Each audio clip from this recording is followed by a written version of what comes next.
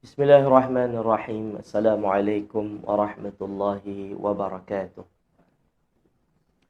Bismillah, alhamdulillah, wassalatu wassalamu ala rasulillah Muhammad ibn Abdullah wa ala alihi wa sahbihi wa man wala. Subhanaka la ilma lana illa ma'allamtana innaka antal alimul hakim. Wa tub alayna innaka antat tawwabur rahim. Allahumma hdina wahdi bina waj'alna sababan liman ihtada birahmatika ya arhamar rahimin. Rabbi shrah li sadri wa yassir li amri wahlul 'uqdatan min lisani yafqahu qawli wala haula wala quwwata illa billahil aliyyil azim, amma ba'd. Apa kabar tuan-tuan dan puan-puan, ibu-ibu, ayah-ayah dan semua yang saya cintai dan kasihi kerana Allah Subhanahu wa taala di petang hari ini? Mudah-mudahan semua dalam keadaan sehat dan afiat. Kalaupun ada yang sakit di kalangan kita, semoga Allah Subhanahu wa taala berikan kesembuhan untuknya dan Allah afiatkan dia, serta Allah afiatkan kita semua di dunia dan di akhirat. Amin amin ya rabbal alamin.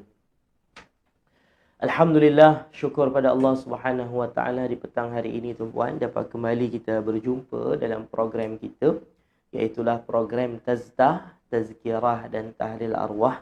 Insya-Allah di petang hari ini kita ada sedikit pengisian ilmu sebetulnya, membaca manaqib Tuan Guru Syekh Ahmad Fahmi Zamzam, dan kemudian nanti insya-Allah kita akan teruskan juga dengan bacaan Yasin dan akan diteruskan dengan tahlil serta doa arwah nanti insya-Allah. Inilah amalan ataupun program yang kita buat di setiap petang hari Jumaat. Mungkin ada yang tertanya-tanya, kenapa petang hari Jumaat, Ustaz? Selalu orang buat malam Jumaat. Ni kita petang hari Jumaat. Sebab apa tuan-tuan?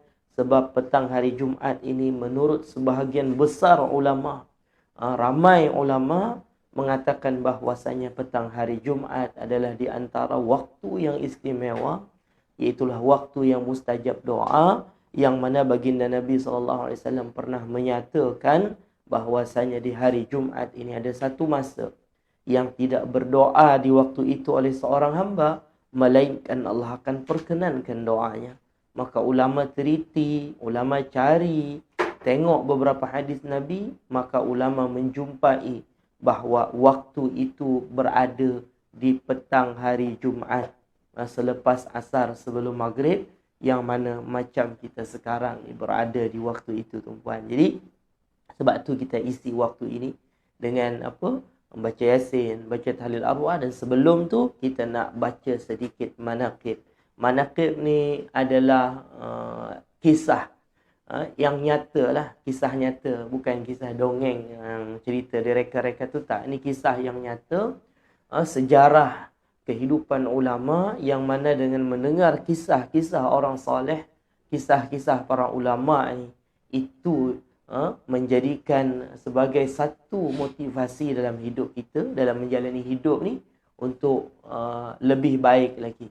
Sebab itu dalam Al-Quran begitu banyak kisah-kisah Nabi-Nabi yang terdahulu yang Allah sebut dalam Al-Quran. Allah ceritakan kepada baginda Nabi Muhammad SAW untuk apa? Linuthabbita bihi fuadak, agar kami kami cekalkan hati engkau, kami kuatkan hati engkau dalam perjuangan dakwah. Macam itulah juga kita tuan-puan, dalam kehidupan kita, kita mesti ada contoh kita. Kita mesti ada idola kita yang kita boleh jadikan tauladan. Selain baginda Nabi Muhammad ataupun kisah-kisah para Nabi terdahulu, kita juga kena baca kisah-kisah orang soleh. Kenapa? Sebab kadang syaitan ni pandai, dia kata, macam tu Nabi, iyalah boleh buat. Kan? Itu Nabi-Nabi terdahulu, iyalah Nabi boleh buat. Tetapi sebetulnya tuan-puan, di kalangan para ulama pun ada kisah-kisah yang hebat, yang mana akhlak-akhlak mereka lah yang kita kagumi. Bila kita dengar kisah mereka, insya-Allah akan menjadi motivasi dalam hidup kita, akan menjadi tauladan, akan menjadi contoh dalam hidup kita, sehingga kita insya-Allah akan berubah jadi lebih baik lagi. Itulah kenapa kita baca manaqib daripada Tuan Guru Syekh Ahmad Fahmi Zamzam. Siapa beliau ini? Beliau adalah Tuan Guru saya sendiri tuan-puan, yang mana bertahun-tahun lah, lebih pada 10 tahun saya mengaji dan belajar dengan beliau. Baik ibu-ibu, ayah-ayah semua, di petang hari ini insya-Allah kita akan teruskan lagi lah bacaan kitab manaqib kita. Bagi mereka yang ada kitab, silahkan buka pada muka surat 53. Tetapi sebelum kita masuk kepada penerangan syarahan bacaan kitab manaqib ini, seperti biasa di sini saya nak mengingatkan kepada ibu ayah semua, jangan ada seorang pun yang terlepas daripada peluang untuk mendapatkan pahala dakwah, mengajak orang kepada kebaikan dengan dua cara. Yang pertama ialah boleh kongsikan live ini dekat grup FB, WhatsApp ataupun Telegram. Yang kedua, boleh tag nama rakan, kawan, sahabat, jiran, tetangga di ruangan komen dengan niat yang sama, iaitu nak mengajak seramai-ramainya orang kepada kebaikan. Bersama-sama ibu ayah semua, kita jadikan handphone kita dan media sosial yang kita ada sebagai ladang pahala untuk kita, insya-Allah. Baik, ibu-ibu, ayah-ayah dan semua yang saya cintai dan kasihi kerana Allah Subhanahu wa taala, yang ada kitab manaqib, silakan buka pada muka surat 53. Masih lagi membahas satu tajuk yang besar, iaitu sebahagian daripada akhlak beliau. Ini di antara akhlak Tuan Guru Syekh Ahmad Fahmi Zamzam. Apa dia? Beliau ni satu akhlak yang hebat daripada diri beliau, iaitulah beliau bersifat adil. Ni bersifat adil antara murid-muridnya. Dia adil. Tidak apa melebihkan yang ni dibuat tak kisah, tak. Beliau adalah orang yang adil. Bersifat adil antara murid-murid beliau. Baik, silakan sama-sama kita dengarkan bacaan manaqib ni. Seperti biasa akan dibacakan oleh Al-Fadhil Ustaz Aslam. Silakan. Bismillahirrahmanirrahim. Bersifat adil. Beliau selalu berlaku adil kepada kesemua anak-anak muridnya. Beliau tidak membeza-bezakan mereka. Abuya bagi kami, yakni anak-anak muridnya, menganggap beliau seperti seorang ayah yang penuh dengan kasih sayang dan seorang yang sangat adil. Pernah pada suatu hari, ada seorang yang mengutarakan niatnya ingin membina rumah bagi salah seorang guru di pondok pesantren Yasin Banjarbaru. Lalu Abuya mengatakan kepada orang tersebut, jika ingin membuatkan rumah kepada guru-guru kami di pondok pesantren Yasin, serahkan sahaja wangnya ke yayasan. Setelah itu, yayasan yang akan menggunakannya untuk pembangunan rumah guru-guru, sebab mereka semua adalah anak-anakku dan aku harus bersifat adil kepada mereka. Ni di antara sifat adil Tuan Guru Syekh Ahmad Fahmi Zamzam. Jadi pernah suatu ketika ni saya dah tak ada lah sempat kejadian ni, saya dah tak di Pondok Yasin lah, artinya saya dah ke Malaysia lah. Mungkin kejadian ni ada selepas saya dah pindah berhijrah dekat Malaysia ni. Jadi diceritakan dekat sini oleh Al-Fadhil Ustaz Imran yang menulis kitab manaqib ni, bahawasanya ada seorang yang minta berjumpa dekat Abuya nak buat satu rumah, tapi dikhususkan untuk guru ni. Kan dekat Pondok Yasin tu ramai, banyak guru-guru tu puan. Banyak guru-guru. Ada orang yang dah tua-tua, maksudnya tua-tua dah berumur, guru-guru saya dulu dah ada guru-guru muda. Guru-guru muda yang mungkin dalam 20 tahun ke atas, semua itulah.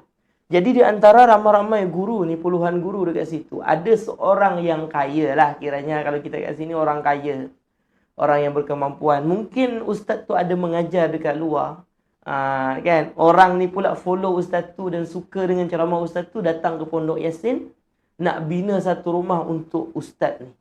Cakap dekat Tuan Guru Syekh Ahmad Fahmi Zamzam. Maka Tuan Guru jawab macam mana? Duit yang nak dibagi tu silakan, kita tak halang orang nak bina rumah. Tetapi tak boleh bina atas nama persendirian dan dikhususkan untuk guru yang tu je. Tak. Nak bersedekah untuk pondok, nak buat satu rumah, satu binaan, satu bangunan untuk pondok, silakan. Bina di atas tanah pondok, silakan. Tetapi jangan tentukan, yang ni saya bina untuk ustaz tu je tahu, saya minat dengan ceramah dia, tak boleh. Sebab apa? Kata Syekh Fahmi, semua guru-guru dekat sini, ustaz-ustaz dekat sini, semua murid saya. dan saya kena bersifat adil dengan mereka. Kalau satu rumah dibina cantik, lepas tu untuk guru yang ni je, sebab dia pandai ceramah, nanti macam mana perasaan guru-guru yang lain? Mesti terasa. Sebab tu Syekh Fahmi tak bagi. Kalau nak bagi infak, nak bagi sedekah, nak bagi wakaf rumah, bagi dekat yayasan.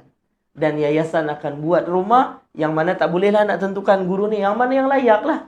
Yang mana tak ada rumah lagi lah, itulah yang akan disuruh. Ni kan, macam tu. Akan diuruskan dengan adil. Tak nak ada orang yang nak bina satu rumah dekat atas tanah pondok, lepas tu saya bina ni untuk ustaz tu je duduk, yang lain tak boleh duduk. Ni tak adil.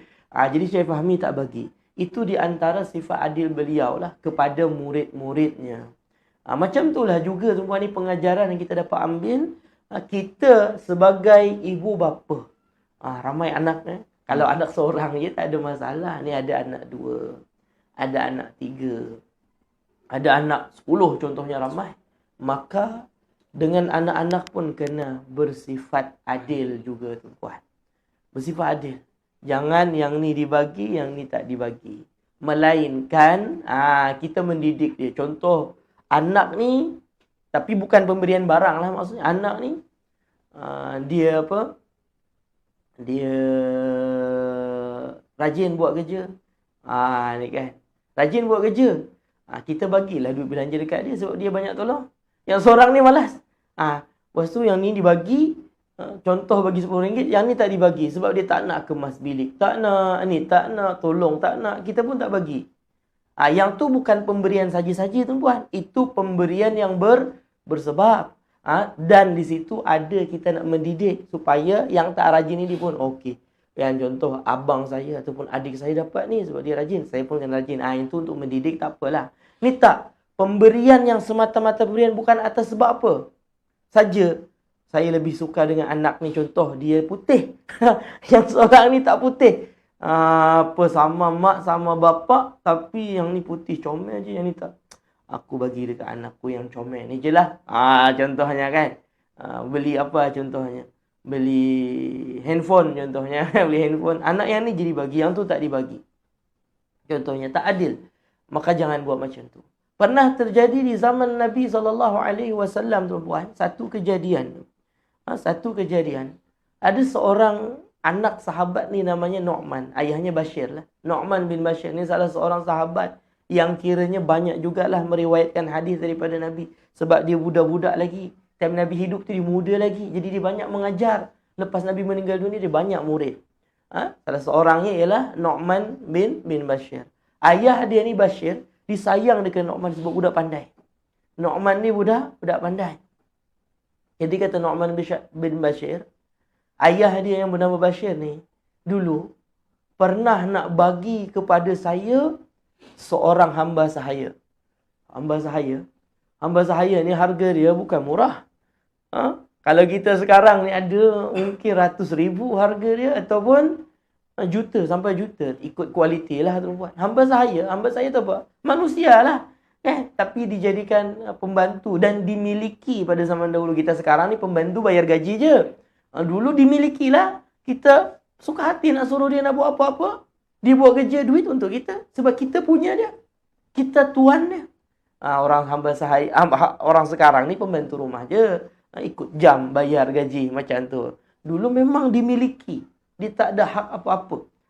Ni maksudnya kita punya dia, kita suruh buat ni, kita suruh buat tu, kita tak perlu bayar gaji dia. Macam tu. Jadi Nu'man bin Bashir ni adalah budak pandai dan dia adalah budak yang baik lah. Tu banyak di meriwayatkan hadis, dia kata ayah saya dulu pernah nak bagi saya seorang hamba sahaya. Lepas tu kata Nu'man bin Bashir, salah seorang sahabat Nabi SAW ni, mak tak setuju. Mak tak setuju. Mak kata saya tak setuju yang ayah ni bagi hamba sahaya. Mak ni tak setuju yang ayah ni bagi hamba sahaya kepada saya. Mak tak setuju. Mak kata saya tak setuju sehingga ayah saya bagi tahu perkara ni dekat Nabi. Benda ni apa dia? Nak bagi Nu'man bin Bashir seorang hamba sahaya yang harganya ratusan ribu ringgit ni tuan-puan. Kalau duit kita sekarang, Bagi dekat seorang anak yang kiranya masih kecil lagi, masih muda lagi lah. Mak kata, saya tak setuju.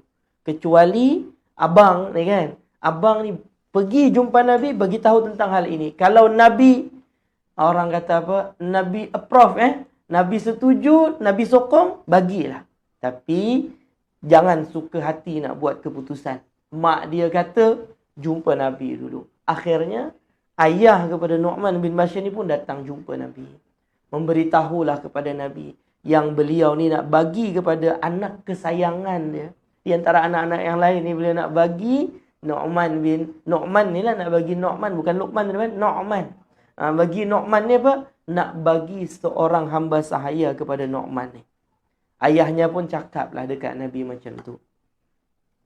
Maka Nabi SAW tanya kepada sang ayah ni. Nabi kata, ada tak anak lain selain Nu'man ni? Ada ke engkau anak yang lain selain Nu'man ni? Maka ayah dia kata, ada. Kata Nabi, ittaqullah. Takutlah kepada Allah. Takut pada Allah. Wa'dilu baina awladikum. Dan bersifat adillah di antara anak-anak kamu. Ni. Nabi kata, takutlah pada Allah. Dan bersifat adillah engkau. Ini seorang ni je dibagi, yang lain tak dibagi. Kalau nak bagi seorang ni, yang lain kena bagi juga hamba sahaya. Siapa yang mampu banyak tu, kan? Jadi Nabi kata, takutlah kepada Allah dan bersifat adillah di antara anak-anak kalian. Ini pesan Nabi. Maka ayah kepada Nu'man bin Bashir yang bernama Bashir ni pun patah balik ke rumah, kata tak boleh. Nabi tak bagi. Nabi suruh bersifat adil dengan anak-anak ni.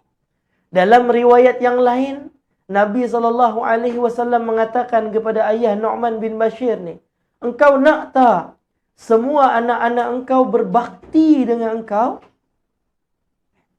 Ya, kata ayah Nu'man bin Bashir, nak. Kalau macam tu bersifat adillah kepada semua anak engkau. Ni Nabi pesan. Tadi Nabi tak benarkan, lepas tu Nabi pesan. Nak tak semua anak-anak jadi anak yang baik dan berbuat bakti kepadamu? Ya, kata ayah Nu'man bin Bashir. Kan? Maka kata Nabi, bersifat adillah. Maka engkau kena bersifat adil kepada semua anak-anakmu. Supaya semua anak-anak engkau menjadi apa? Menjadi anak yang bakti sama, semua berbakti kepada engkau. Ni tak nanti, kalau dah ada seorang yang kecil hati, tuan-puan, anak ni kan, kalau dia ada kecil hati, seorang ni, dia meraju, ditinggal. Mak dia sakit ke ayah dia sakit, dia tak kisah. Dia kata, dulu mak pun tak kisah dengan saya. Dulu ayah pun tak kisah dengan saya. Sayang dengan adik je. Ataupun mak tak kisah pun dengan saya. Sayang dengan abang je. Macam tu. Dia akan ada rasa macam tu buat. Yang rugi siapa? Kita. Sebab tu Nabi tak bagi, jangan. Kata Nabi, takutlah engkau kepada Allah. Dan bersifat adillah kepada seluruh anak-anakmu. Jangan lebihkan antara satu dengan yang lain. Ni nanti akan jadi cemburu. Jealous, tuan-puan. Yang mana anak yang cemburu tadi, dia akan buat tak kisah dengan kita. Lagi-lagi lah time kita susah. Yang kita sayang tadi pula, dia tak kisah juga dengan kita. Macam mana? Sebab tu Nabi kata, bila engkau nak semua anak engkau berbakti pada engkau, engkau adillah kepada semua anak-anakmu. Wallahu a'lam bissawab. Jadi, pengajaran yang kita ambil ni, Syekh Fahmi bersifat adil kepada semua murid-muridnya. Kita pun juga, tuan-puan, kena bersifat adil kepada anak-anak kita lah. Jangan lebihkan antara satu dengan yang lain. Kena bersifat adil. Supaya apa? Semua anak kita pun juga sama berbakti kepada kita. Maka kita kena bersifat adil kepada semua anak-anak kita. Wallahu a'lam bishawab. Dan satu lagi, adil ni tak mesti sama rata, tuan-puan. Yang dah sekolah universiti, dia punya keperluan lain. Takkan samakan dengan budak tadika, kan? Adil ni tak mesti sama. Tetapi semua diberikan kasih sayang yang sama. Perhatian yang sama. Macam tu lah. Walaupun keperluan tu berbeza-beza. Kita bagi beza lah. Tetapi kena adil juga. Jangan aku sayang abang ni je. Engkau ni apa benda. Tak ada apa-apa pun yang boleh dimarahkan, tak sayang. Tak. Semua kena sayang. Semua kena bagi perhatian. Dan kena bersifat adil.